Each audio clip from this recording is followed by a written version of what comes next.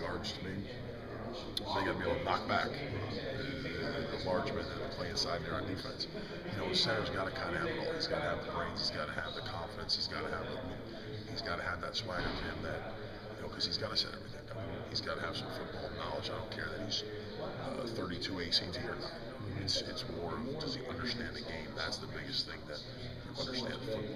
And obviously smart yards sometimes better, but to me it's understanding the game, and then you got to have the feet. We all got the feet, but I think that's the biggest thing that the center has, is the capacity, the capability to be confident in what they're doing. Obviously you're restricted somewhat by size, with what you're recruiting, but what are some intangibles that maybe not center, tackle, guard, you say that guy not only physically can play, but I think he's got something, whether it's the toughness, the grit, maybe. To me, size to me is size is a big thing for me. It's probably 3. Because you're going to need size regardless of it. To me, before, if a kid's 6'3" and a kid's 6'5", and the kid that's 6'3" is, you can limit it position-wise where he'd go. But to me, you get 2 6'6" kids, it's not going to be, because they're both 6'6", they're both 100 pounds. The first thing I'm going to go after is the intangibles of being tough, of being athletic, of being, having to compete. Because again, there's guys that I have that, Dylan's one of them.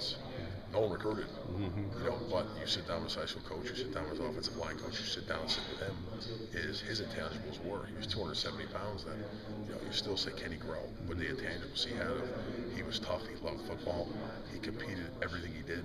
Okay, that's a plus right there. Now, can he grow into that size? Can he be 305 pounds and play center and do those things? Yes. You take it, but to me the intangibles are what I recruited him for.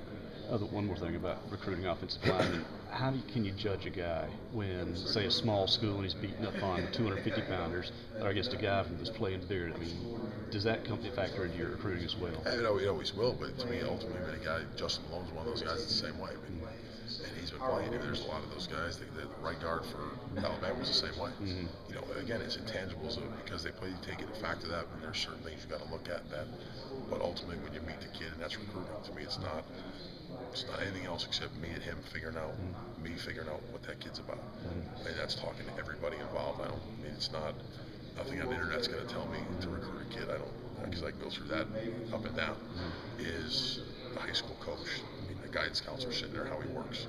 High school coaches, offensive line coach, defensive coach, anybody around there that's in that school, that what's the kid's temper. That's the guidance counselor. They'll tell you. The guidance counselor, when you say it, they give you a funny look. There's something wrong. When they say he works, they don't know him. They have no agenda. Guidance counselors and teachers have no agenda with kids in football.